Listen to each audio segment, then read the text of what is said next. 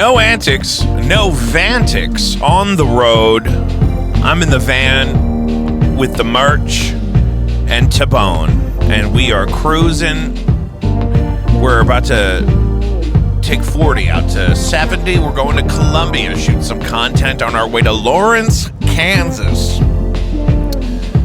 Checked out some music stores to stop by, some, what's the word? Natural resources, no, conservation areas even. And,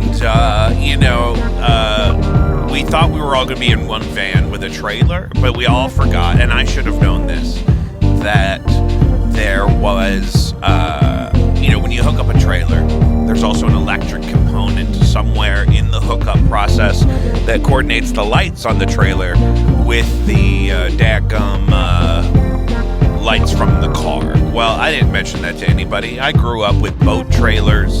I grew up with construction trailers, and I should have known that. I played with those dangerous connections as a child. They dangle. So, Dee Dee, Miles, and Molly are in the Toyota, and Tyler and I were just talking about maybe the most premium minivan experience. It's not even really mini. Is this a full-size van? It's a full-size, three rows.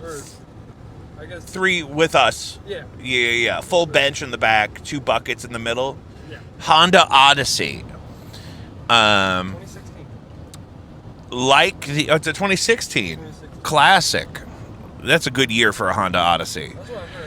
Yeah, that is. I've had examples. I've collected examples. My friend Mary, who actually I've talked about doing an episode of the pod about something totally unrelated, has a silver Honda Odyssey. Beautiful, glittery silver. And she's got 3 kids, and they have friends. And so the Honda Odyssey is they used to live in it. When they had dance classes, they would get pizzas to go from the Twin Oaks, and they'd go sit in the van at the dance studio and just live in this thing, and I could do it. If it was just me and you and me could live, you and me could cohabitate in here. Yeah, we could go to bed. That reminds me of Robot Chicken, when the 2 astronauts are going to Mars, and it takes a long time, right? Yeah. So they just check in with them every couple hundred days. It's like mission to Mars, day 578. They're sitting here in silence. And then one of them just says, "Stop farting." I remember Robot Chicken. I remember that one. It was the best one. Or maybe that was Prometheus and Bob. Oh, wow, you're really taking it back. Yeah, I'm old, Tyler. No, I remember I'm Prometheus and I'm Bob. 33 years old. Both those shows were like real quick. They were like, Yeah, it was a moment. That was the whole scene. Yeah. Was mission to Mars, day 576.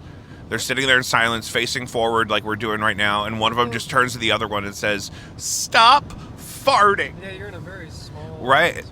Yeah, and they're there for days and days and days. Both those shows were like stop motion, right? Yeah, stuff like that. Claymation. Yeah. Claymation. Super into stop motion. Yeah, we watched a lot of like Wallace and Gromit. Yeah. And then that kind of the stop motion merged into another form of animation where they look goopy, but it's digital. But I like it. When I was like a kid, I used to have like wrestling figures, and I used to like do stop motion with it, like make matches with the wrestling figures. That's so creative. Would you take like pictures? Yeah. I would take one picture, move it, take another picture. I was so wasteful. I had tons of great action figures, and I just didn't really think about what to do with them. Yeah.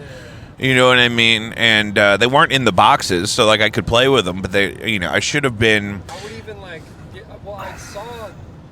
I was just horrified of anything that cost money. We got to go to that Nike store. Right now. Pull over. Get a jumpsuit. To get a jumpsuit. Dude, I saw the Barcelona Nike Tech suit. You know what, though? A lot of the Nike Techs, I'm shopping for different colors. I was at Deerberg's last night over by Molly's, and no, I went into a Schnucks at Gravois, actually, and because it was open a little bit later. And they had this gentleman walking in front of me was wearing all black, except for he had the most beautiful peach, he said they were, Air Force Ones. Really, really lovely, with like a gum sole, like the dark. Yeah, peach is a good color. It was breathtaking. There's also different shades of red they do that I want to try out. And what were we talking about? Stop motion and jumpsuits. Yeah. Oh, they're doing a lot of fleece-lined jumpsuits right now. Yeah. I don't need the fleece because the regular Nike Tech is warm enough for me. I run hot. Should we just become a jumpsuit band? Well, I'm going all. You're in your jumpsuit. Yeah, band. I'm in my jumpsuit era. It's tracksuit actually. They're not. Yeah. A jumpsuit is connected, and when you're built like me, you don't want to be connected at the waist. Yeah. But the Nike Tech in a 3X gives me adequate coverage and comfort and maneuverability. And not a sponsor. I don't know what I'm doing. I get way into brands and a specific thing. Like I had a huge collection of JHS guitar pedals for a long time. Are there bands that... Are there any, like, jumpsuit band or tracksuit band? Tracksuit. I mean, there's that AC... Or not AC/DC. What's that band called? Beastie Boys. Did they do... There's that Beastie Boys tribute band in town that they do the Adidas tracksuits. Okay, yeah. But, you know, I just think it's comfortable, and you know, I have a lot of friends and colleagues in communities where they wear Nike stuff every day, all day, and it's comfortable, but it's also elevated. It's like it's sort of like in certain circles gives designer, but it's kind of like the McDonald's of athleisure. The budget, yeah, we could just become... That's the thing, they are expensive. If we go Nike, it's $180 a pop unless you get them on sale out of season. So, but they're, you know what, they clean nice. You just wash them cold, and then you inside out, and then you hang them up to dry. And the colors are so vibrant. And I had a dog in my lap the other day, and I was terrified he was going to tear it, but not a single tear in my Nike Tech. Just hair. Just hair. And we're back. Added a microphone for Tyler. I think the Road Pod is always it's a fun tradition, especially because I fucking hate sitting in the car with nothing to do, and I'm a natural entertainer, and I like to talk to people and really take them on a journey with me into where my mind is going, and I like to use that trajectory for them and see like exactly where I can go with what they're dealing with. Yeah, that's the word.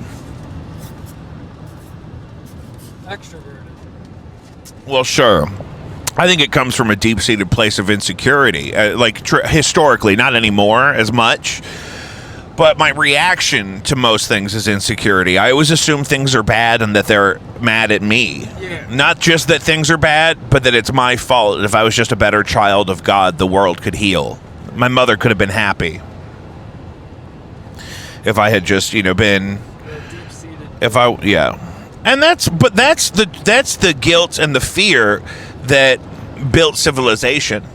Being terrified for generations of not doing enough for your community is what pushed people to be great. People think that you have to figure out exactly what the finish line is and get to the finish line and say, I did it, I'm done, right? And that was kind of the problem with the last couple generations of older people, I think, maybe. Is they're like, what? Let me off at the top. And, which is not their fault. That's the trajectory they were on. But I've actually learned this from... I'm really into interfaith, collaborative efforts, things that people who identify as Catholic can learn from Islam, for example, or things that Lutherans can learn from Jews. Don't be afraid to get loud. Who you there's nobody. The only thing that could happen, I know, but you know that we're on a podcast right now, and so one thing that I really learned about that's a Honda Odyssey with a hitch. Do they have the light connected? Let's pull up on them and see if they. Excuse me, fellow Odyssey driver, do you have a hitch? Well, they have the hitch. We need to know if they have the light. Do they have the light hookup with the hitch, sir? Dangling? Can you see it? I don't see nothing dangling. I don't see anything. I don't see a thing. Oh, they have it. Where? See see it? It's right next to the. Oh, and it's covered with rubber. Like tucked in. Yeah. Hold it down. Ask them how they did it. No. I'm going to give him a thumbs up, though. Honda Odyssey Club. He hates me. You should have seen the disdain on his. Yeah, he's a disgruntled Armenian, I think. And I don't mean that, but I think I know him. Nailed it on he's getting behind us now. Oh, shit. No, he's just getting out of the way of this traffic here. You cleared the way for him. He's happy about it. I thought we did. Yeah. You know what I love to do is. He's probably talking trash to me. He's like, he don't even have the light. The only thing I would add to the Honda Odyssey is a V8. What do you mean? This is 6 cylinders? I think so, yeah. Yeah, I'd need 8. Why? To haul ass, Tyler. I did that to you earlier. I kept asking you why. But I felt like it was productive. See, it wasn't like when a child does it. I was really interested in, well, let's really get to the thing that makes it real. We're starting to get to the bottom of it. Yeah. And so, on the road again. For the very first time for Tyler. Tyler's ever been on the road? Well, with a band. With a band, you're right, correct. And when you get to be my age, that's the. I'm joking.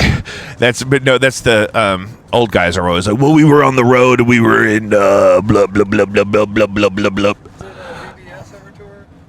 Yeah, we've been to Dayton a couple times. We've never done like a progressive lined up tour. Blinded by Stereo, hot new music coming from them. I just heard some new vocal takes and some new bass tracks and some new stuff in the can with our Emmy Award winning producer and colleague, and we got lots going on. We're going to be at the Worldwide Technology Raceway again in June for the Confluence Music Festival. This year, Ludacris is headlining. Also, we're in the talks to potentially have a gig this summer with one of my heroes, the one and only Bret Michaels. But the exact date and location is not 100% to me yet, so I'm not going to mention it officially, but look out for that. You'll find all that stuff at jacobv.com/live. Okay, so there's a Poison Greatest Hits collection, and the last song is Nothing But a Good Time, but recorded live in St. Louis at what was probably Riverport at the time. Yeah, I still call it Riverport. Because, like, after the first chorus, he goes, "What's up, St. Louis?" or something, or "Come on, St. Louis," and my mother loves Bret Michaels. So does my mom. Yeah. Oh, yeah. I think it's a mom thing. Yeah. You know who I love that's kind of my generation's equivalent is Robin Thicke.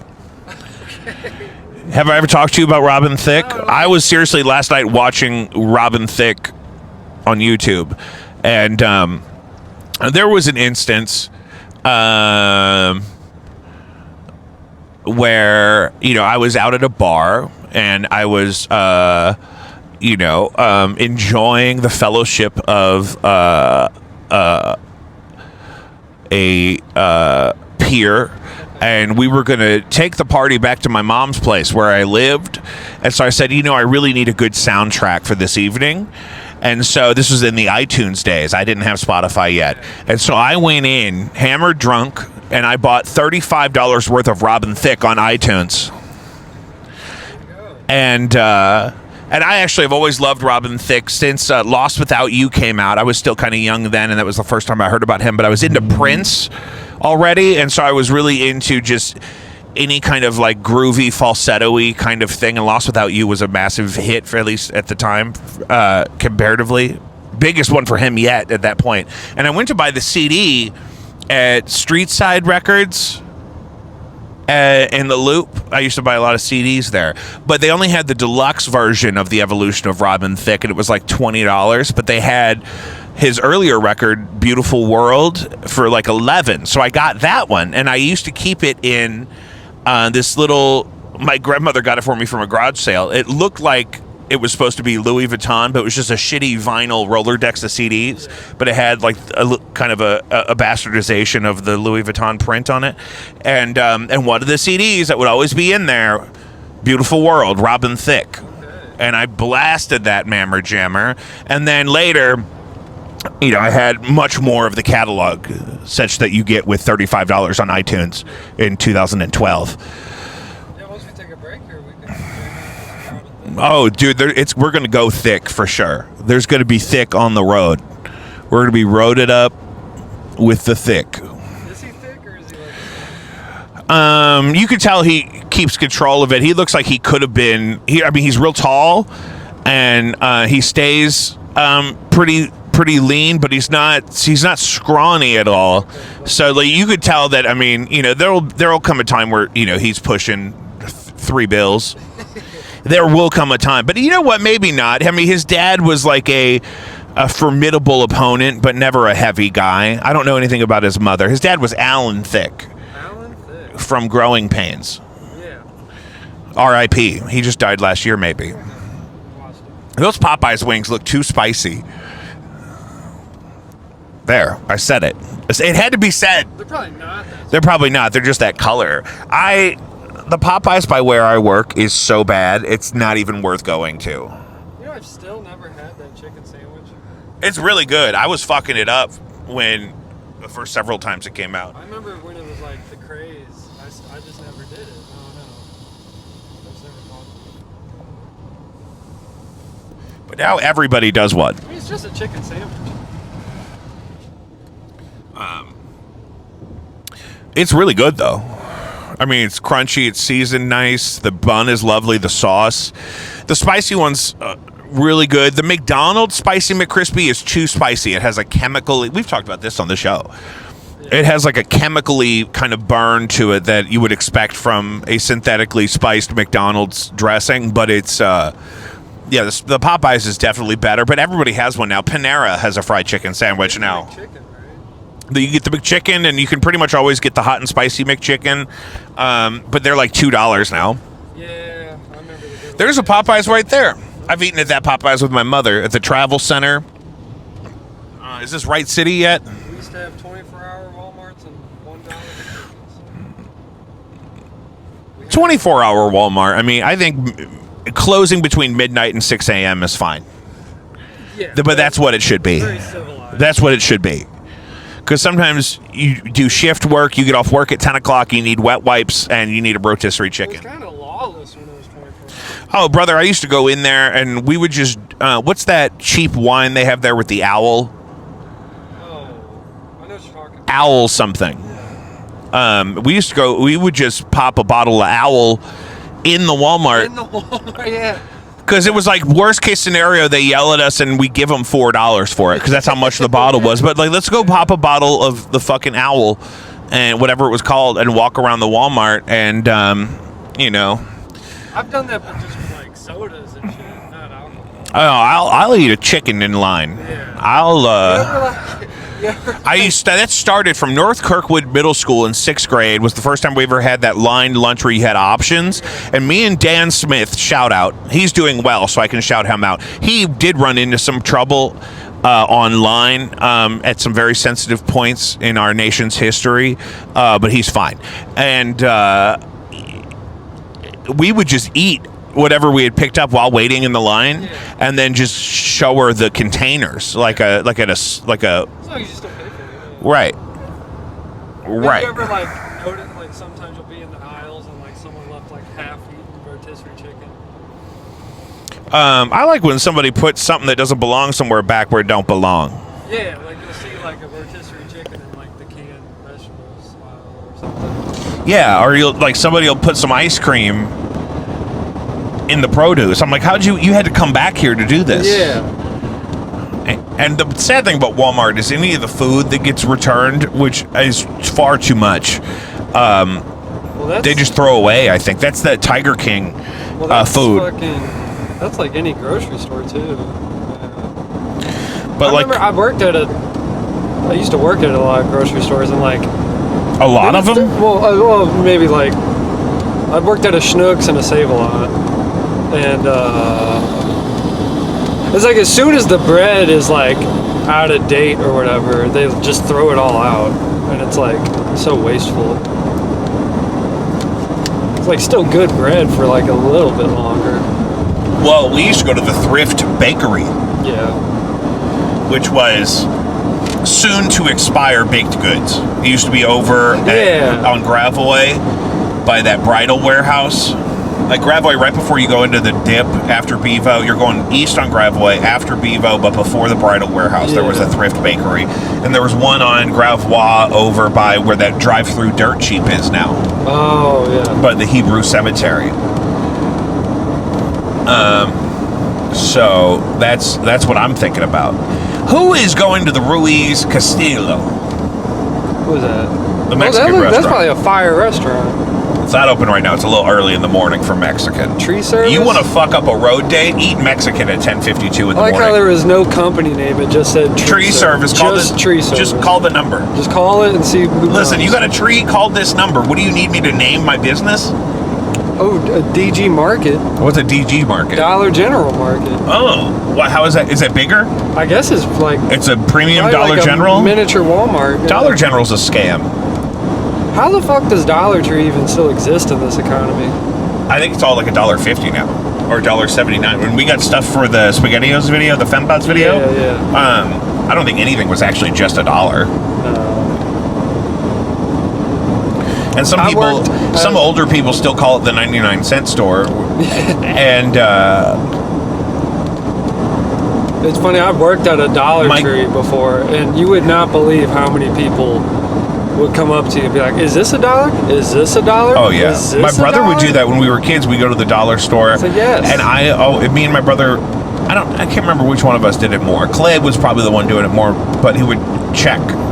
Maybe I checked because I was more anxious. One of us was checking. They'll be like, "Are you sure this is $1? Because I really want this, and it feels like this should be more than $1." Well, like there's signs everywhere where it's just like everything is $1. It's just it's just funny. I once had a woman. She was like middle aged, and like when I was cashiering, I cashiered at the Festus Dollar Tree for a little bit and saw a lot of characters. And one time, this woman, like middle aged, something was going on with like her card or something. And it was like giving her trouble, and she just broke down in tears, like crying to me about all kinds of shit going on in her life. And I was just like, "Look, I'm sorry, but I don't know how to help you." Yeah, you gotta throw money at those people. It was like one of those. You gotta say, "Ma'am, here's $100. Get the fuck out of this line." It was just one of those things where it's like it was like the straw that broke the camel's back. I've seen that at Walgreens. They'll hear their copay for their Adderall, and they'll just fall apart. Yeah, all to pieces. I wonder how that woman's doing. She's probably dead. Hopefully not. I mean, she wasn't that old. I mean, but was she living hard? She was crying at the Dollar General. I mean, it was Festus, so yeah, everyone's living hard. I'm gonna pray for her. What was her name? I can't remember. Melanie. I was like 20. From Festus. I was like Baby Jesus, God, awesome and powerful creator of the universe, please shine your light upon Melanie from Festus. Shine a light on everyone in Festus.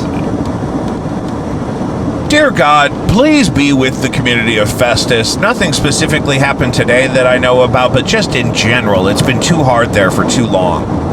You know, my grandfather used to always say that about Festus. He said it's the Palestine of South County. And I said, I don't think that's the preferred. I don't think you can say that. It's kind of far from South County. I know what he's saying. But that's what people don't understand about Palestine. Yeah. It's not that weird for them to want to be over there on their own. Well, yeah. Free Palestine. Yeah, I guess for the record. Free Palestine. And Festus is kind of like starting to pop off, though. Like it's kind of getting big. What's getting big? Like Festus, like they're building a lot of shit down there. Do they have a Lion's Choice? I think so, actually. They have a Lion's Choice in Festus? I think so. Girl. They just put up a KFC. Boom, boom, boom, and boom. Like the highway going into Peevely is 3 lanes, and it like merges down to 2 lanes. But there's like a lot of traffic going into Festus, and now I heard that they're going to expand a 3rd lane down to Festus. Everything's getting bigger. Started with South County, and then Arnold, and then Peevely and Festus. In that order? Yeah, in that order. It's sad. I don't know which part of it is sad. just the displacement of populations is sad. If it was up to me, there'd be a waiting list at the parish preschool down the street from my house. You ever seen the Instagram account, Cars Destroyed Our Cities?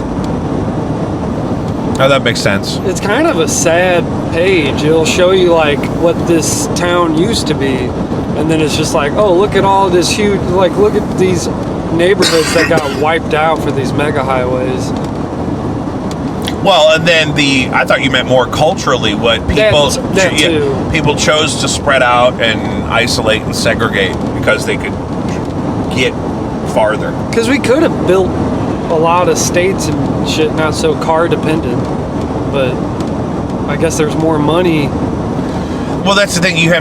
Nobody is obligated to think in the long term, which is something when you think about the original caretakers of the land we're on right now, the native and indigenous peoples, and how they would plan generations down the line. We don't do that. We have to plan on futures of the resources that our shareholders are invested in. Yeah, we do not take into consideration the future very much. So,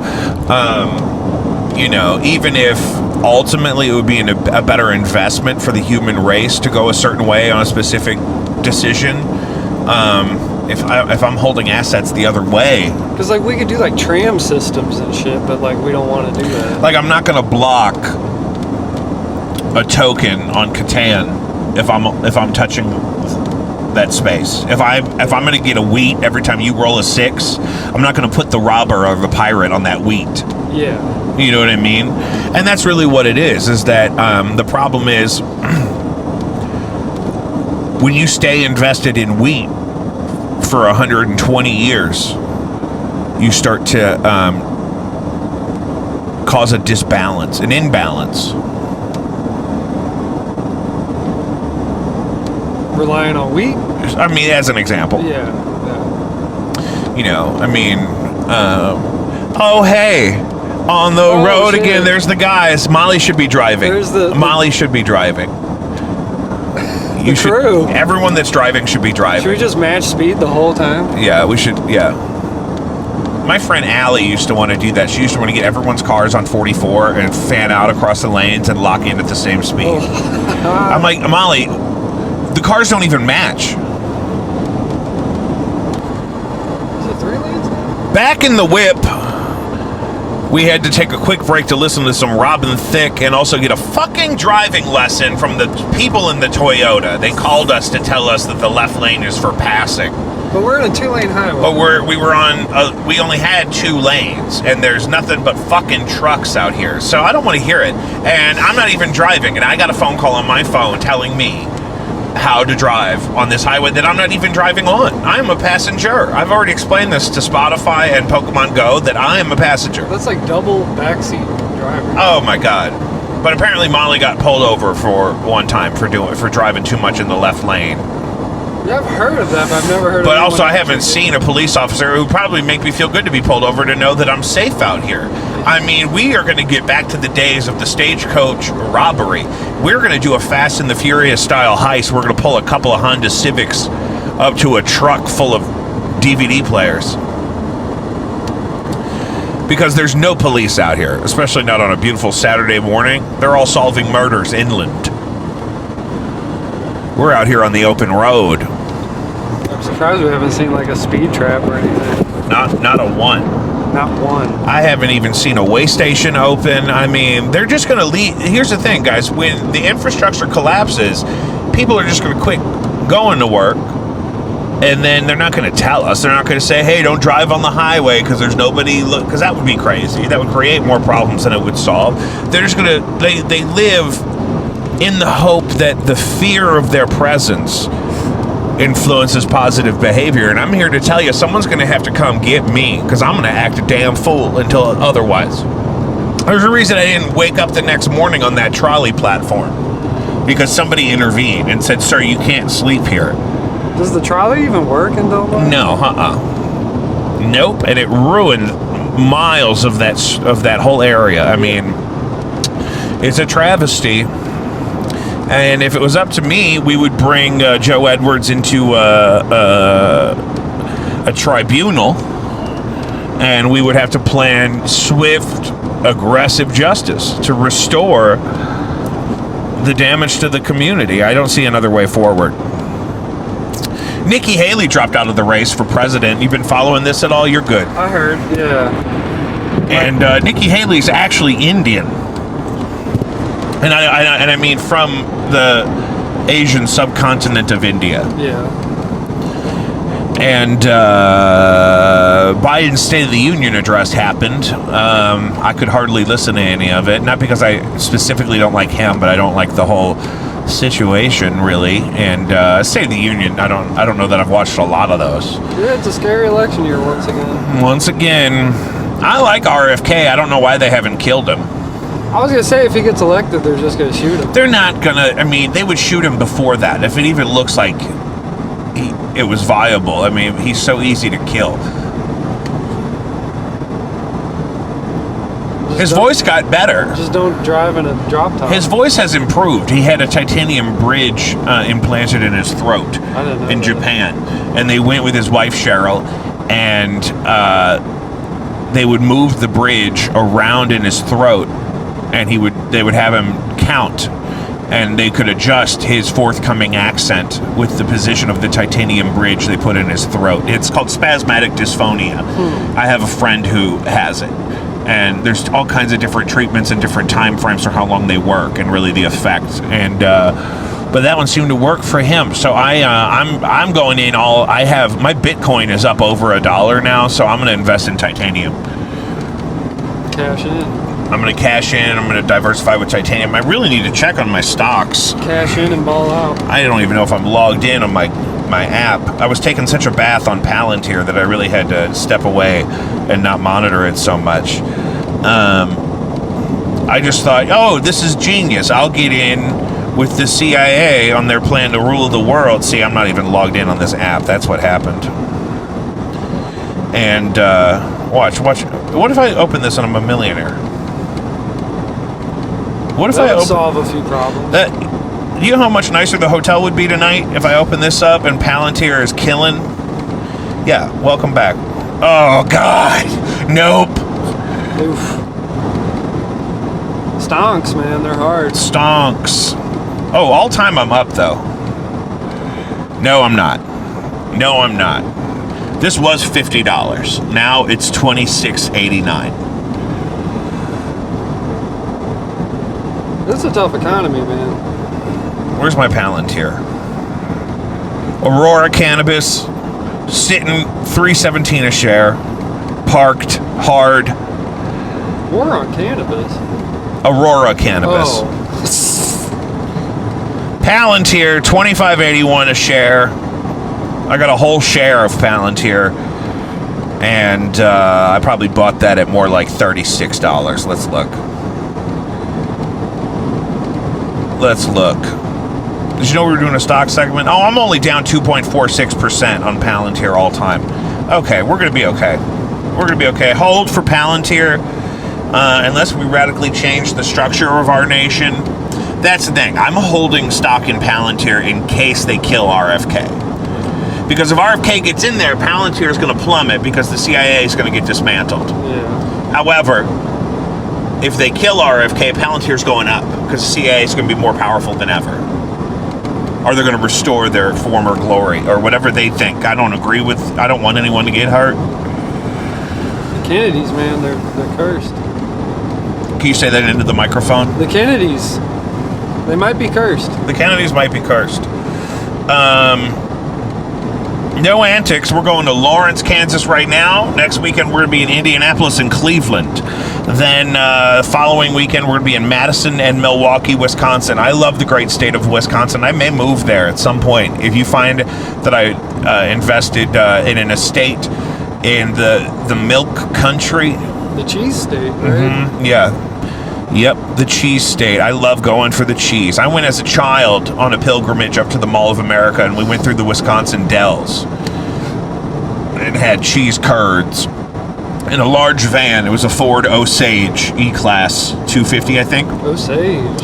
And it had curtains that you would, like accordion-style curtains. Yeah. And we had a big TV that would sit in the middle here. We could watch VHS tapes Oh, that's in the cool. back as children. We would watch Son-in-Law with Pauly Shore, Okay. Oh, yeah. Air Force One with Harrison Ford. Okay. What else?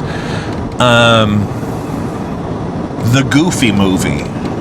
Ooh, I know that one. And that song from the Goofy movie that the guy does at the end was Tevin Campbell, who was a protege of Prince. Ooh. And Rosie Gaines, who sings on Diamonds and Pearls by Prince, is on Eye to Eye from the Goofy movie. Trivia. But if you listen to it as a Prince fan, you're like, that's very familiar. And he won a Grammy for a song he did for Happy Feet. Song of the Heart, I want to say. Not a Grammy, an Oscar. I thought. You can fact check me on that. You can fact check me on that. Let us know in the comments. Yeah. Sound off in the comments. And you see how easy this is? These are Japanese microphones. Yeah. And I just think that what the world needs now is love, sweet love. It's the only thing We could all use a little more love. that there's just too little love. Burt Bacharach. You don't know that song? No, I don't think so. You don't know Burt Bacharach? Okay, we'll be right back. From Rock. Back on the road, I think I'm frostbitten. It's a little chilly out there today. If you're in the sun, you're good. If you're in the car, especially in the sun, we got very warm. So I didn't bring my jacket on this fucking hike Molly made me do. It wasn't. We had to go see General Custard's cabin where he murdered his whole family on Halloween in 1874. And For the love of custard. yeah, for the love of custard. They sell custard there now. Nobody was there with the custard. It looks like somebody drops it off. It's sort of an honor system. You put money in a little, it's like a coffee can. And, shooting that B-roll, my fingers are just, they feel like they were cold for an extended period of time. It is a little nippy. I'm going to be okay, though. And Dr. Drew says you can't, or maybe it was Dave Murray that says you can't really get sick just because you're cold for a little bit. That's not how you get sick. I trust Dave Murray. Now, changes in an environment around weather and temperature could influence your exposure to, different bugs in different ways. But, symptomology is usually caused by a virus or a bacteria or some sort of a disease. Yeah. I went down. Not just I was walking around the woods unexpectedly for 20 minutes with no jacket. I went down that slide and got a wet bum. You went down the slide and Big old puddle. it was wet in the slide?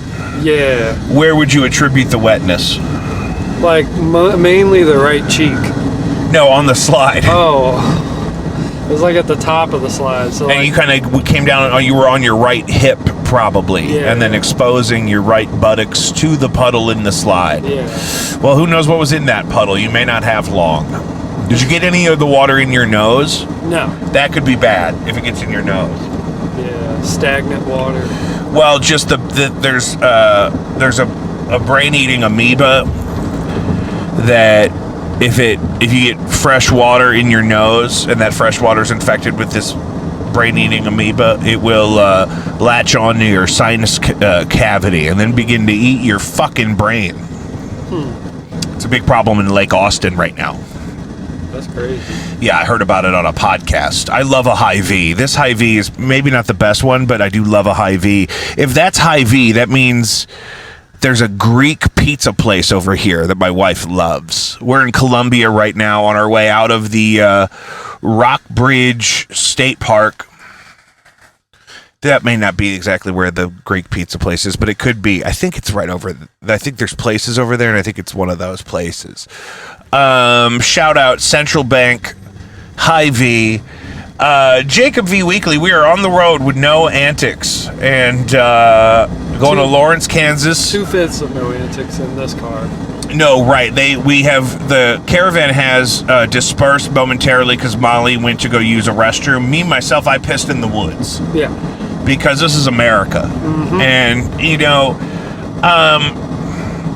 I had an uncle who was killed by the Japanese in World War II, and my grandmother never let me forget that. And something about that relates to how I'm feeling right now, because that she would bring it up at times like this. He was a martyr. I don't know that he knew that. This looks just like Zumbell Road in St. Charles.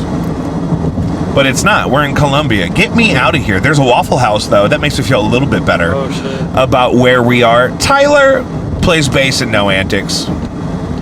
Tyler, what do you like about playing bass in No Antics? Nice and loud, please.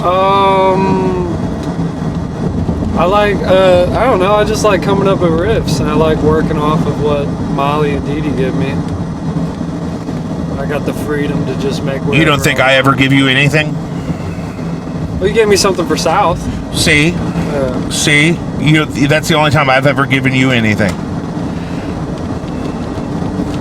Maybe not the only time. Okay. I just wanted to make sure. Because maybe I need to give you more stuff. We could definitely use a few more Jacob songs on the catalog. You're telling me, sister. Oh, we're about to pass Mizzou. Mizzou. My wife went to Mizzou. The J School. She was in a J sorority, but she went to the J School, and those are different J's. And she's actually a marketing genius. She's going to be on the road with us the next 2 weekends. She didn't come on this one because it's just the one day. Oh, both weekends? Nice. Yeah, she's coming both weekends. She's going to run the merch table, and she is, going to help out. And she's kind of my marketing genius. When I have something I want to do, she helps me talk through how to build out a plan to make it stand out. It'd be nice to finally meet her. Oh yeah, she's been to a couple of our shows, the big ones. She was at the album release. Oh, okay. She was in the balcony with my elderly parents. Gotcha. Low key. Yeah, she's been to maybe 2 of them at Off-Broadway. The album release, and then I think the one we did before that. With Blonde Guru. Because she loves Off-Broadway, and her and I have seen a lot of great shows there. Some places I play a lot, she doesn't like as much, just because she doesn't necessarily feel comfortable in a crowd. Yeah, and so that's understandable. And whatnot, and so in an environment where, and we've done it so much because I've played so much, and then we've gone to see so many shows together, especially since COVID. It's like she's just not really into opening back up to being up close, breathing with people. You know what I mean? Erykah Badu came to town, and I had gotten 2 tickets because I assumed I would take my wife. Because I've bought single tickets to shows before, and it's not gone well. Like, I bought single tickets to Dave Chappelle when he did the pageant several years ago, and I sat between 2 couples and laughed by myself. They didn't laugh at all? No. Oh no! I mean, but they could laugh at each other. She could laugh and grab him. Yeah. He could laugh and sock her in the face. Yeah. And I was just in the middle, like, whoa!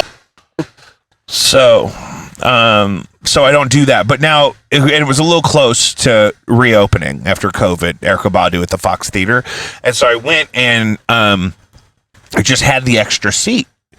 But if you look at the average size of people when the Fox Theater was built, and you look at the average size of, say, Erykah Badu's top 1% listeners on Spotify in St. Louis, those sizes are different.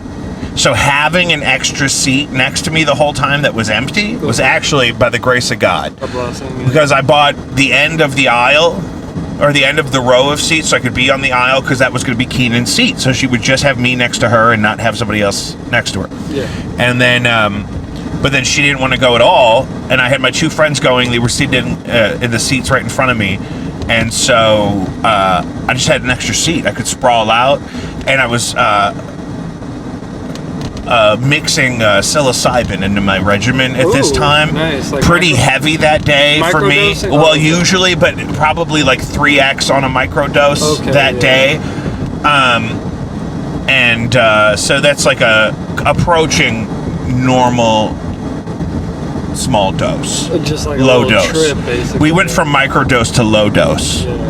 And like some people do a low dose Xanax so they can sleep because they are victims of crimes, some people do a low dose aspirin every day just to keep their valves clicking. You know what I mean? Because they that whole thing. So I was on a noticeable dose mixed in with my cannabis regime, and there's an Erykah Badu video where she is walking. I've shown you this window seat where she's walking and she ends up in the spot where JFK was assassinated, but completely naked because she's walking in slow motion and removing her clothes the whole time.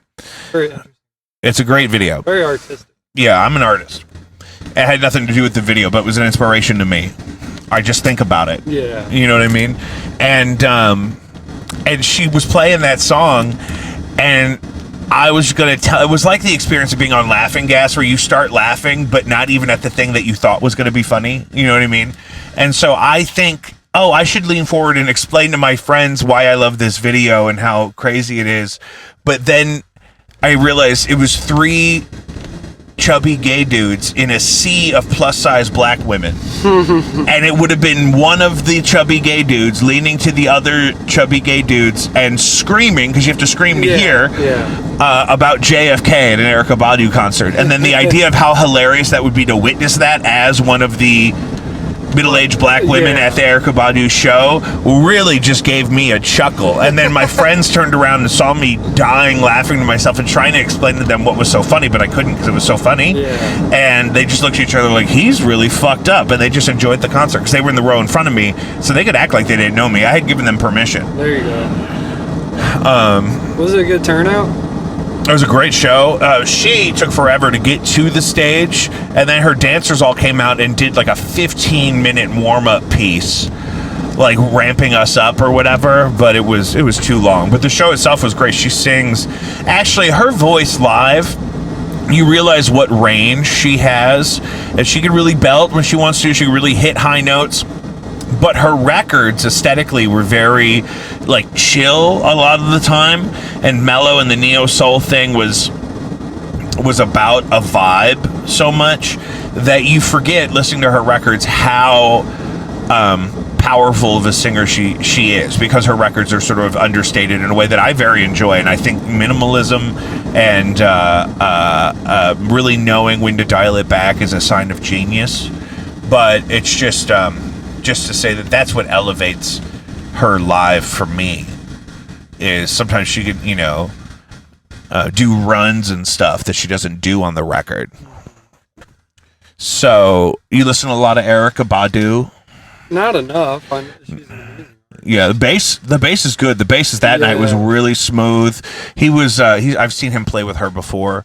I don't know his name, but, and I just bring him up because I'm picturing him in my head, and you play bass in a band called No Antics. Yeah. You're also in Harmon Dobson. Yeah. And you guys are coming on the show soon. We tried to get it done this week, but it's a little too much, a little too soon. We're trying to get a show in May, but Brady's schedule. Well, yeah, and that's hard. People are people. So we're trying to just dial in on some recording. Yeah, that's a good idea, too. I think everyone needs to be farming the content right now, because I think everyone needs to get to a point where they're releasing a new song of their own every month. Yeah, because we got a lot of songs, queued up. Yeah, and I think that's every 4 weeks for a brand new track. If you're also going to do a video with it, and you can build content out from around that or whatever, I think you can have a really healthy progression of content if you did that for a year. Yeah. Instead of releasing an album at the end of the year, do a song a month, and what we're doing. Exactly what it's exactly the thing, because build some traction and some momentum with that, like we did with the 6 singles, and then you could do an LP or an EP if that's depending on the micro genre that you're in as an artist. You want to determine, okay, what are people doing that we really like, right? So some scenes, some subgenres of music have people do cassette tapes still or again or whatever, and I own several that I buy from people because it's like sometimes they're $5 or $10 and it helps them out, and it's cool to have or whatever. And some people do an EP.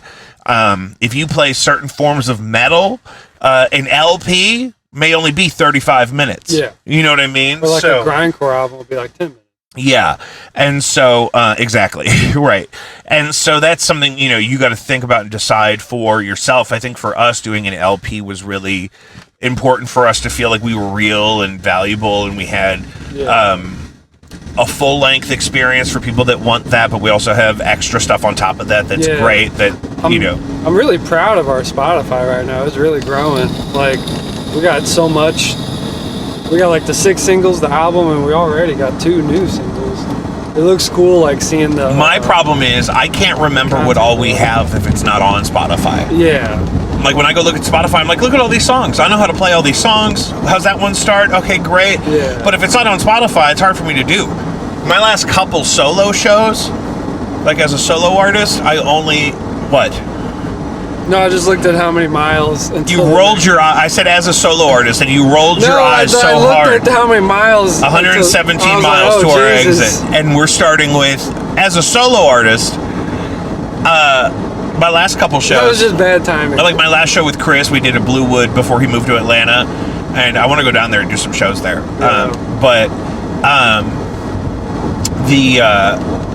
I only played stuff that the people could immediately go pull up and save on Spotify. Yeah. Like even my new song that I'm talking about finishing with Molly at Lucius's studio, Doorstop Studio, it's not actually new. It was on my live album in 2019, and I wrote it several years before that, but it's never had a studio version.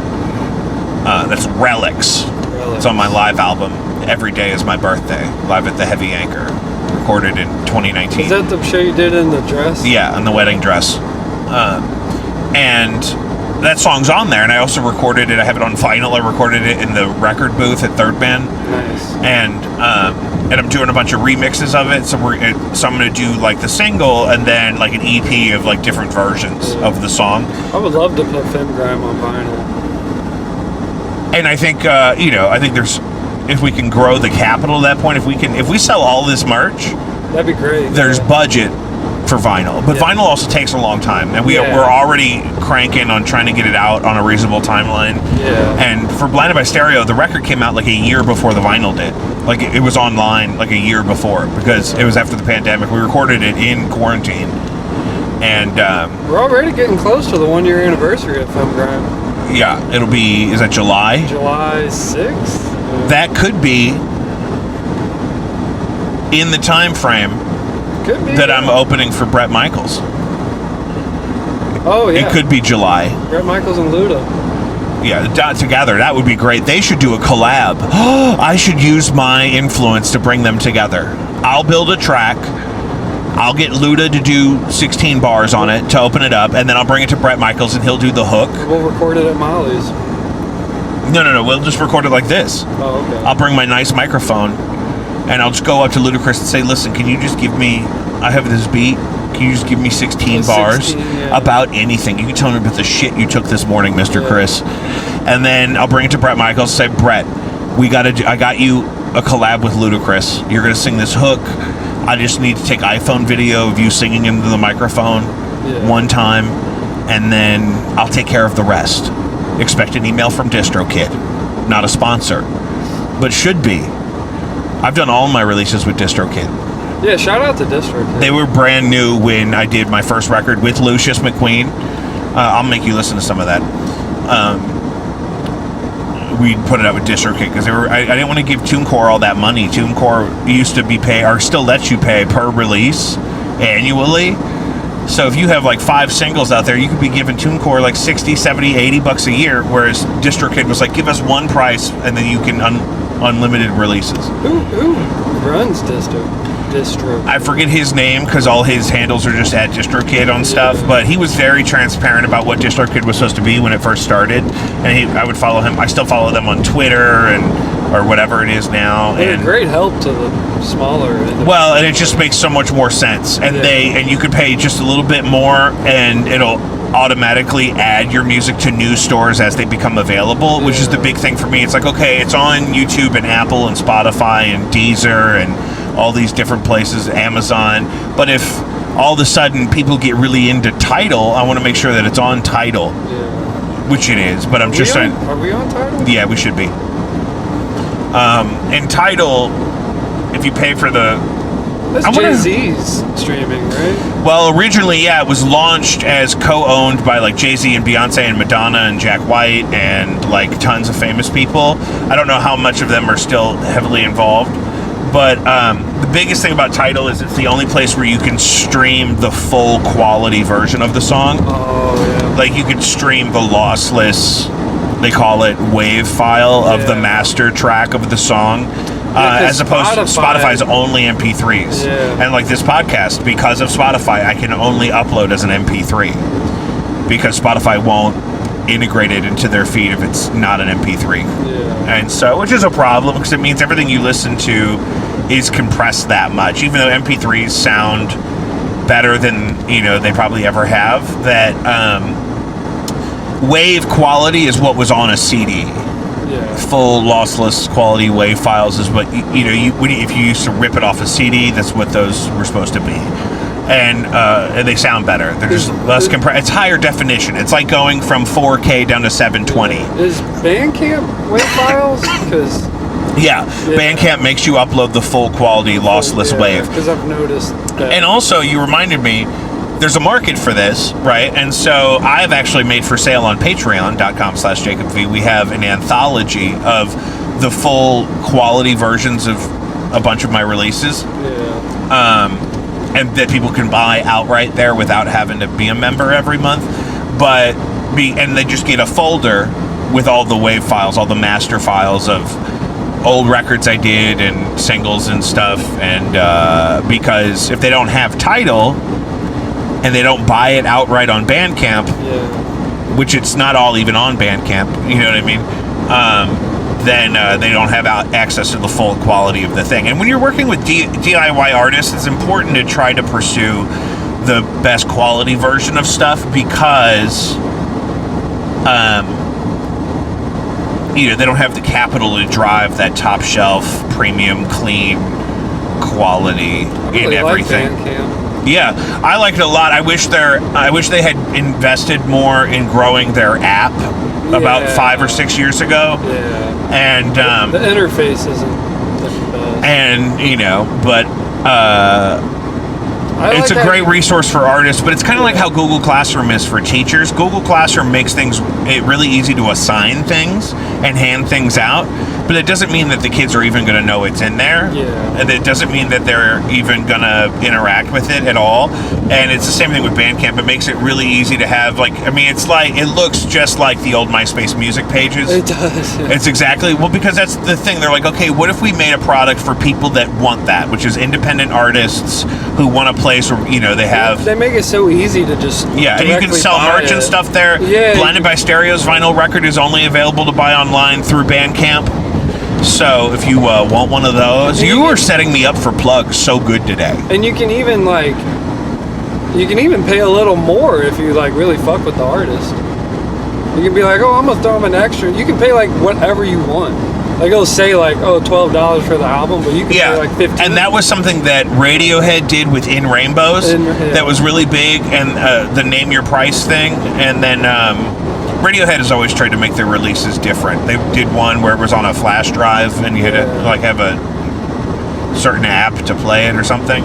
And then Omar Rodriguez Lopez, for a while, I think, had his own app, I want to say, or maybe I just thought that he should. But kind of what fueled Patreon, I think, is that okay, give me a membership fee every month. Instead of you giving $9 to Apple Music every month, give me $4. You have access to all of this exclusive content. You get stuff ahead of time, blah, blah, blah. I think Omar Rodriguez Lopez from the Mars Volta was doing that.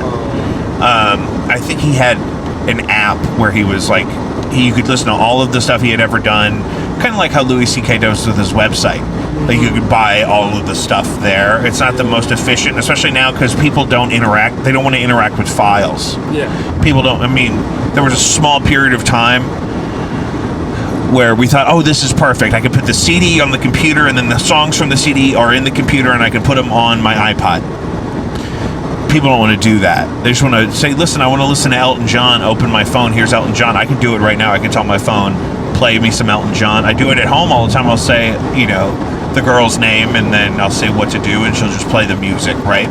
So doing that in a completely isolated platform like your own app or website doesn't really make sense, because you want to be wherever the people are. I think YouTube's coming back in a big way. Instant access. And you want to funnel those people off platform, but not too obviously. You want to create an incentive for them to come off platform, but you don't want to cover your content and stuff that says leave YouTube, because YouTube will get mad. The YouTube game is hard. And the YouTube game is really hard. It's like trying to sell weed at a high school graduation. It's like there's a way to do it. Or it's like trying to sell weed on the corner of a dispensary. Yeah. Because like that has coupons. The algorithm is so weird on YouTube nowadays.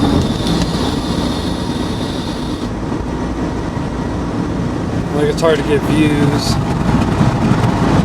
Well, it's upsetting to me because I fell in love with the internet in the 90s as a child, when it was supposed to be this ultimate frontier of freedom and access. Yeah, which it was for a minute. Yeah, but Google and Apple have really boiled it down to, look, just use the internet for these very specific things that we control. Yeah. And it wasn't supposed to be like that. It was supposed to be not very pretty, not very user-friendly, but completely open. Yeah, I miss the days when you that's how YouTube started. YouTube, I mean... Yeah, I miss the days when you could just like literally look up a movie on YouTube. But the thing people are complaining about is the same thing. I mean, it's... No one is guaranteed a built-in audience anywhere. Yeah. You know what I mean? Seth Meyers finally got his own late-night talk show, and nobody cares. Nobody watches Seth Meyers. Nobody who watches talk shows. That's what I'm saying. Yeah. But like it's like winning an American Music Award now. Yeah. It's like, who cares about the AMAs now? But in the 80s, the AMAs were just like the Grammys. They were huge. It was a big deal. Who even cares about Grammys now, really? Yeah. I only knew they happened because they arrested poor Killer Mike. Yeah, shout out Killer Mike. Shout out Killer Mike. He's a true genius and a visionary. He beat Drake and Travis Scott, which I'm And he's a fabulous rapper. We're going to go play some of the new Killer Mike here in a minute. Yeah. And when I first heard he won, I was like, oh, man. I mean, I felt like there were better albums last year than Killer Mike, but I didn't realize he was going up against Travis Scott and Drake. So I was like, well, you know what? Shout out to the Grammys for finally picking someone other than, Drake or Travis Scott. Yeah, they picked the darkest skinned dude in the bunch, which is brave. And like the most underground dude. Yeah. The most independent, the most controversial maybe in his he's OG. Rhetoric. He was on Stankonia. And he's a positive influence. He talks very articulately about very important things, and I love him. And snapping and trapping. I love that. 2000. And the we were talking about something else though that was so important. We're really rounding the corner on something good before the Grammy. Who cares about AMA? Winning an AMA now is like working on YouTube. Yeah. It's like the thing is, you're not guaranteed a built-in audience, even though it's not the easiest to put your own independent content out there and follow all the guidelines and compete with the stuff that YouTube is pushing. You know what I mean? However, if you're on a TV show on another network and you're talking to people that are watching a different network, your number one job is to say, hey, this other channel exists. This is where you can find it. They used to say what channel it was before there was so much diversity in people's programming. They used to say, go to channel whatever. I mean, and on the radio, you'll hear, come to 97 whatever on this day, and I'm talking about this. And so having it on YouTube is brilliant because it's freely accessible to anybody. You can just give them a QR code. Those are coming back, apparently. You could send them a link, whatever. If I'm working with a band that I don't always work with, you could send them YouTube links to a song you want to learn, because you don't have to worry about who has Spotify, who has whatever, you know what I mean? And but the problem is, intrinsically in YouTube, you're not going to just gradually grow followers without driving people to your stuff yourself in some way. It's hard to get an audience, and it's hard to keep an audience.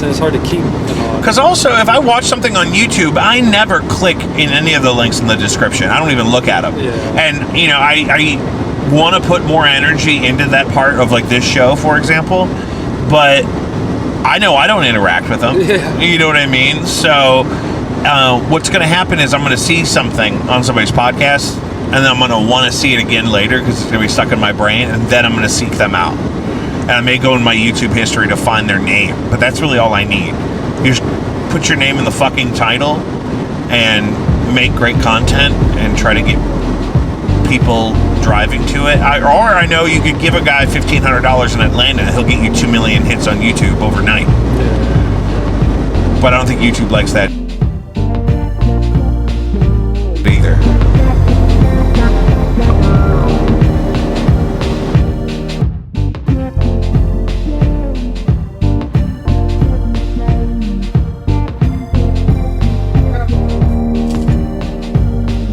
We are sandwiched, right?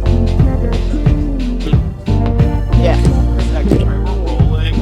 Oh, we're rolling. Fucking legs. I need ice. I should have stopped for ice. So I owe the entire No Antics community an apology because we are at Case, real quick. This case? Yeah. Jesus You Christ. were blocking Miles. I owe the entire No Antics community an apology because we are in a Super 8 right now. It's super great. Oh my God. There's Tyler. The lighting's not bad from this angle, but if you've seen this, we're probably all dead. And we're playing tonight in Lawrence, Kansas.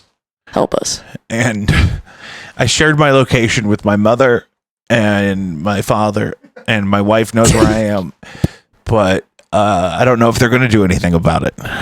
And I think people are living here. And no, there definitely is at least one dude because he gave me a very side eye when I walked out of the room.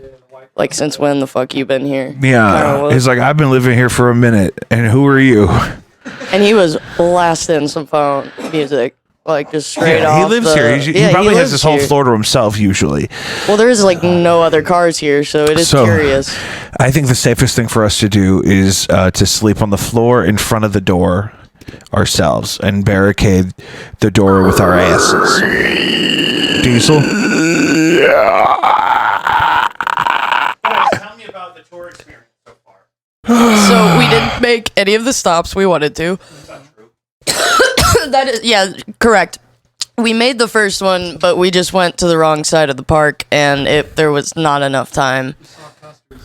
Yeah, we saw a cool cabin that creaked like a haunted house, and that was pretty terrifying. Yeah, it was pretty terrifying. But we got some photos in there. Oh my God, you think I should grab my camera out of my car? We have the guitars and stuff are in there too, though. Nobody, I'm not bringing my... We ate good barbecue. Is this live? No. Okay. Someone's like hearing us debate Miles and our gear situation. That's really exciting for a live video. Should I?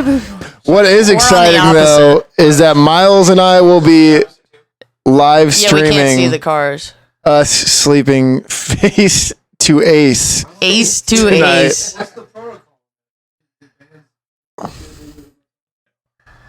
Not usually, no. That just seems stupid to take back out. We've done it before, but only in like sketchy cities. Like where? What's an example? Trying to think where. I think in Memphis we brought our shit in. Memphis, yeah, but people should do that in St. Louis too. And yeah, we brought our shit in like Charleston, West Virginia, because it's basically like a Peoria, Illinois, just nestled in the Blue Ridge Mountains. Yeah, his stuff's in there. Now you're getting worried, like, oh no, the only female sleeping alone. I hadn't worried about anybody else before. I wanted you to have like your safe. Yeah, well, that's why I said if there's another bed, yeah, I'm not gonna take the whole ass room. So it's not like just one martyr. There's. I mean. What's he doing? What's this new life? Let's talk about this. The real thing to do is if somebody breaks is... So I'm assuming... We hold them down and we schmalg them. I'm assuming it'll be dark. Racist.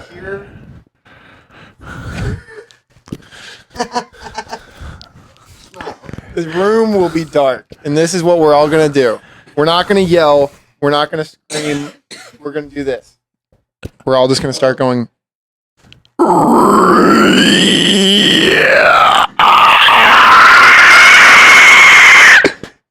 And that'll scare him off. I probably already scared him. We're gonna get a knock here in a minute. Yeah, You're gonna. I would be She's gonna have to. The poor girl is gonna have to queue out of her lobby on Warzone to come up here and say, do you guys have a pterodactyl in there?" I'll be the pterodactyl. You bark. Miles, you start clapping them cheeks and make as much noise as you Like, can. oh my God! It's. Can you feel the love? Yeah. If anybody breaks in, we need Miles to start clapping his cheeks violently. I wonder how close we are to the venue. I remember you looked it up and it wasn't that far. I wonder. But apparently the downtown Lawrence area is supposed to be nice, so Sean and Evan said it'd be cool to walk around. Replay Lounge. They are here. They were skating, and I haven't checked my phone in a bit. I'm sure Sean has updated me. We are 6 minutes from the replay. That's awesome. Oh, see, I did something right. No, I know. Yeah. Should we go? So this is our first time out of town. And we Why? didn't even get out of St. Louis without some issues. So I'm gonna. Yeah. Tyler, you want to take this? Yeah. Yeah. We went to U-Haul and They got fucked in the ace. we got fucked in the ace. Did not go well. Assumptions. Assuming makes an ace out of you and me. They weren't upset. What did they say? They said, "Oh, that's not gonna work." Well, we didn't have the we didn't. Get out the lot if you don't have lights. It's like So you hooked it. I'm surprised they didn't let you off Gravoy and Bates or wherever. You were just out of town recently with Kirkos. Yeah. Where? Where were we most recently? Miles. Hold up. This dude's out of town like every other week. Let me see. We went to Dayton and Cincinnati. Where did you play in Dayton? This newer spot. I forgot what it's called. It was Miles. Hold up. Let's see. Oh, the Hidden Gem. Oh, I haven't been there yet. I think it's new. It was a nice room, but it was terrible weather that night, so we didn't get many people out. Snowing and all that. Oh. Yeah. $3 cover. $3 cover. Well, that should help attendance then. Well, that's cutting edge. Maybe it's the hot new thing. Maybe there's 1,000 people there. That's why there's people in all those videos of that other band, because the cover here is $3. What the fuck? Hey, our first tour, if it didn't go terribly, are we a real band? Yeah, I mean, I don't think it's gone terribly yet. How was Kirkos' first time on the road? Like attendance. Hey, hit or can miss. can you guys swap some on the road horror stories real quick while I change clothes? I just feel really disgusting. Yeah. We haven't had that many horror stories, really. I'm trying to think. Oh, come on. What? I mean, it's all gone fairly smooth. Okay, well, when Wait, on the road a horror story? yes, when Freethinker played in Omaha in this venue, apparently the entire power supply for the room we were in was situated right behind the drum stool, and Cody leaned back stretching in a break in the songs, unplugged the power to pretty much the whole building, and we had to stop and the whole venue come and fix it, and then we had to restart our set after they were all pissed at us because we just pulled the power and could have shorted half the shit in there. Ooh. It was more than $3, I'll tell you that, but hopefully we have more people there tonight then. That's dumb as ace. I've never heard of $3, but it also looks like kind of like get down dive bar kind of I want to venue. find out if that's a cover or a surcharge. It said cover. Yeah, on the event page on Facebook, it is $3 cover. Did the bands look young?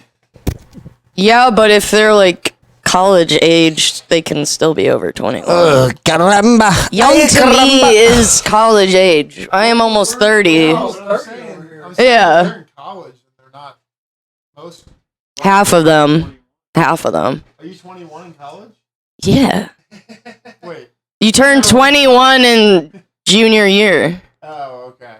So there's that. You don't start college, but yeah, you turn 19 your freshman year, 20 your sophomore year, and 21 your junior year. So yeah, we well luckily. Hello, any and all KU. Oh wait, we are at KU, correct? I don't know. KU, Rock Chalk, Jayhawk. There we go. Any and all juniors and seniors eligible to drink alcohol. I know this isn't live, but support us. We need you. We need you. That's We gonna be alright. hey, I ate donuts. I cannot. Yeah, 5 makes more sense to me. The 3 is really like, do you want people to have change? But maybe that's what they want. Yeah, booze, pinball, and rock is their thing. 13,000 likes though. Apparently it's a popular place. And there's a record label out of it. Yeah, so it's kind of like that probably. Yeah, I mean, we'll fuck Ace. Miles, I will say one thing is you better not fart in my face. Only in my ace. Yeah, you better not. Only if we're ace to ace. Unless you want to go to my ace. I'll go to your What are you watching? Ooh, they have to-go replay cocktails available 5 to 11 p.m. 7 days a week. You can just grab a cocktail to go. Apparently. Cocktails.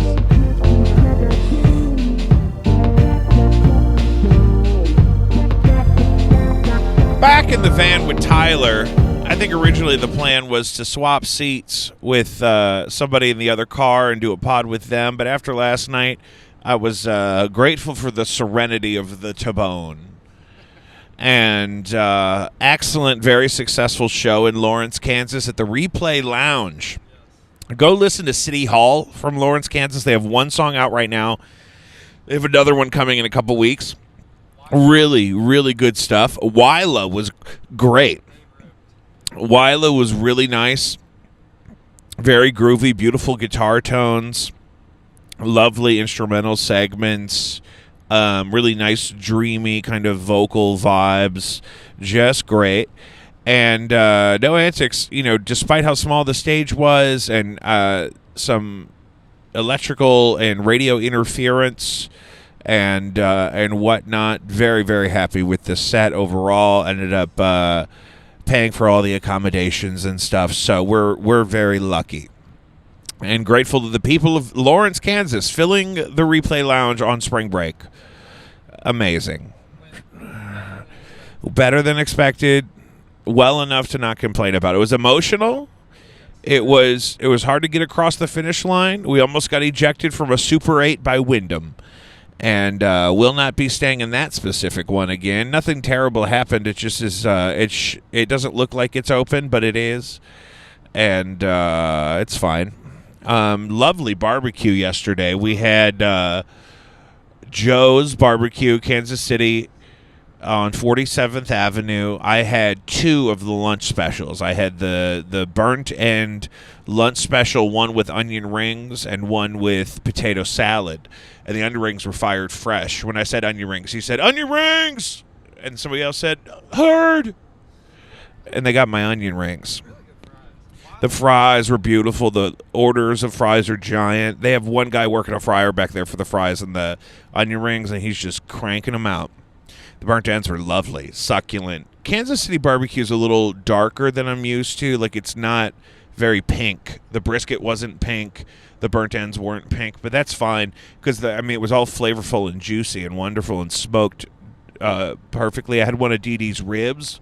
My friend Alfred Ludwig, friend of the show, has been on before. He's from Kansas City, or was at one point, or whatever, and he said those were the best ribs in the city. So, however we feel about them, those are the best ones. And I liked it. It's a... Yeah. What else? Really, really positive. I feel like I had more fun than I did than the album release. And that was like our most successful show. I think also that's because we had played off-Broadway before. Yeah. And so, having a positive experience, they were like, oh, this is just the next version of that. Whereas this, we'd never even been here before. And so just the fact that we don't regret coming, really good. Saw a few people dancing, Oh, yeah. jumping up and down. The kids from City Hall came up to me and said, "You're like a wizard." Yeah, I saw that. And that's what they tell me in Blinded by Stereo. Sometimes people will say, "You're like a wizard," because I'll play guitar and keyboard and I have a beard. People like seeing the instrument swaps. Yeah, they like that a lot. I saw a fight break out. Well, that guy was too drunk. The guy that was in front of me, and he had almost knocked over my keyboards when I was setting them up.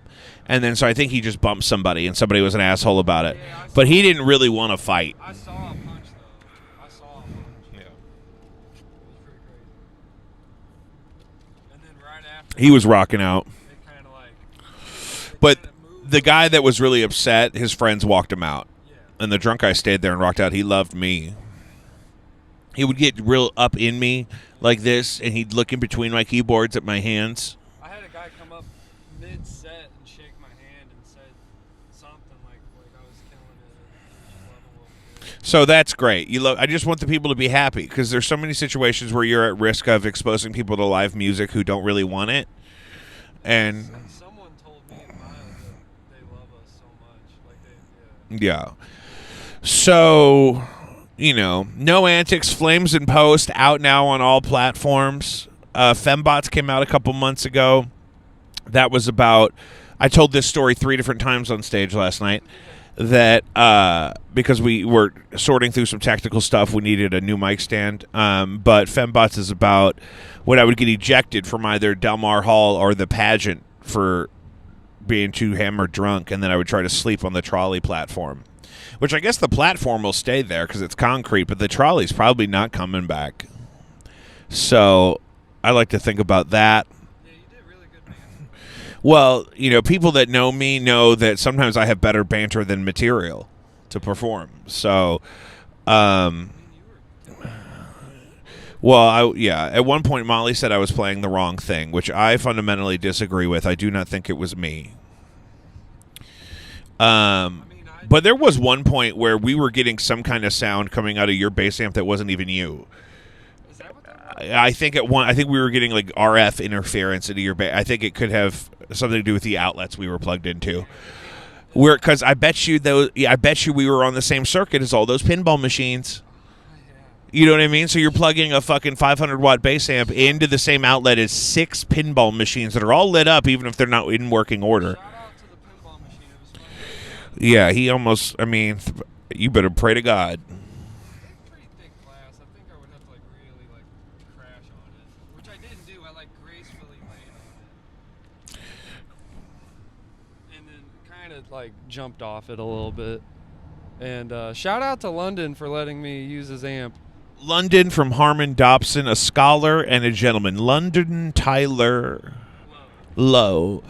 His amp's a little different though. It was hard to get the volume. Well, and just the first band was having trouble with it, and I realized the highs were dimed. They had the treble knob turned all the way up, and that'll make it sound funky. You don't want that.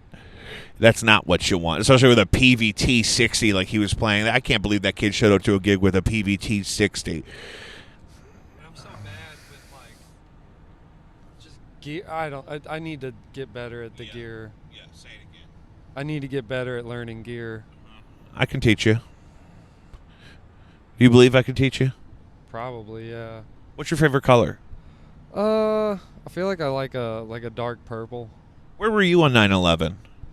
First grade, I actually kind of remember it a little bit. I remember kids getting pulled out of school, but my parents didn't pull me out of school. I remember. You were probably safer at school. Yeah, I remember kids getting pulled out and shit. It was kind of scary though. I remember seeing those videos and shit. Where were you when you found out Michael Jackson died? Actually, I was at a friend's house, an old. A friend of mine since fucking first grade, Dominic. Shout out Dominic. We're at his dad's place. I actually do remember where I was. I know. And I think it was like I spent the night or something, and I think it was like that morning, like I knew my mom was coming to get me, and then like we heard on the news that he passed. And even as like I don't know, I was like 12 or some shit. Even then I was just like, oh damn, Michael Jackson just passed. What about when Anna Nicole Smith died? That one I don't think. Okay, we found the line. 9/11, MJ, Anna Nicole. I was in very similar places when Michael Jackson died as toward Anna Nicole Smith. I remember being at the same intersection, actually, in front of the Kirkwood Deli. And my girlfriend at the time answered the phone and was talking to her sister. She said, "Oh, she died?" And I said, "Who the fuck are y'all talking about?" Anna Nicole Smith, R.I.P., friend of the show. And Michael Jackson, similarly. I remember seeing it on TMZ. It must have been Facebook because it was 2009. And well, he was abusing prescription, like medical grade narcotics, and he had a doctor on retainer that would just let him take anesthetic drugs to go to sleep every night. And I mean, that's all you can do anymore is raise it up in prayer. Any church growing up? Actually, no. None. Surprisingly. None at all. With how much guilt I have for some reason, you would think I was raised. You felt like maybe you weren't deserving of church. No, not that. I don't know. I don't know what it is. Your parents just didn't vibe with the organization, so they didn't feel the need to put you in one. My mom's Catholic. My dad got baptized like 6-7 years ago, but then like just kind of, I don't know, maybe it was a weird phase for him. But yeah. I had a summer where I was talking to the Jehovah's Witnesses a lot because they were sending a real pretty girl to my house. Yeah. And she said, "Can I pray with you?" And I said, "Of course."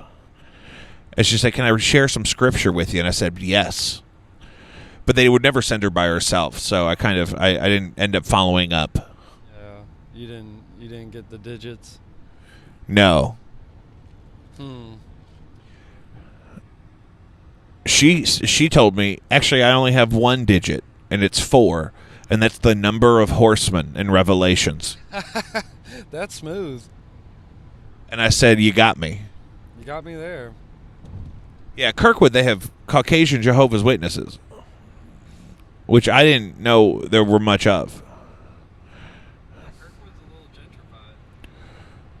They gentrified the witnesses? I guess so. Prince was a Jehovah's Witness. Really? And I think that's how Cat Williams grew up, his parents were Jehovah's Witnesses. That's interesting.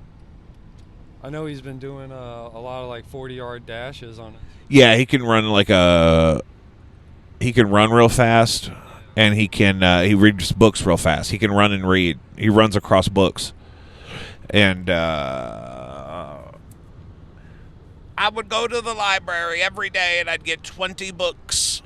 Is that what he said? Yeah. Because you could only get 20 at a time, and I'd have 20 of them, and I'd go home, and I'd be there 3 times a week. Was that from his like Drink Champs center? Oh no, that wasn't Drink Champs, but yeah. He doubled down. He said, "I'm the fastest and best looking motherfucker that ever lived." No, that was Rick James. Rick James said, "I'm one of the best singing and dancing and best looking motherfuckers that ever lived." He also said cocaine's a hell of a drug. Cocaine's a hell of a drug. Charlie Murphy. Charlie Murphy. And that ring was imprinted on that head of his. Unity. And that ring, Unity, was imprinted on that head of his. R.I.P. to Charlie Murphy and Rick James. They're up in heaven right now beating the shit out of each other. Just fist fighting on a couch in the kingdom of heaven. Keep an eye out for the police. Yeah, he's got a canine. He ain't looking for us. He's looking for that Colombian fuego. In fucking KC? Well, he's got to make sure it doesn't get to where it's going. Well, because there's it's not an expressway, but there's a connective tissue from Mexico straight up to Canada that comes through on the Kansas side of our great state of Missouri. I brought Kansas water into Missouri. I don't know if you should say that on the pod, that you brought Kansas water into Missouri. Then we stopped at a QT recently in Missouri, and I filled it back up. Oh, it's Missouri water again? Missouri water is better than Kansas water. I know that for a fact. The Kansas water and the Missouri water. See, now you're going to get some kind of demon. You're going to get some kind of parasitic encephalitis of the blowhole. Yeah, something. Oh, yeah, you were telling me about that. Yeah, you could get a brain-eating amoeba. All those spit takes Dee was doing, he could get a brain-eating amoeba, getting all that water in his nose. Oh, yeah. He shout out Dee and Miles. They slept on a QT taquito.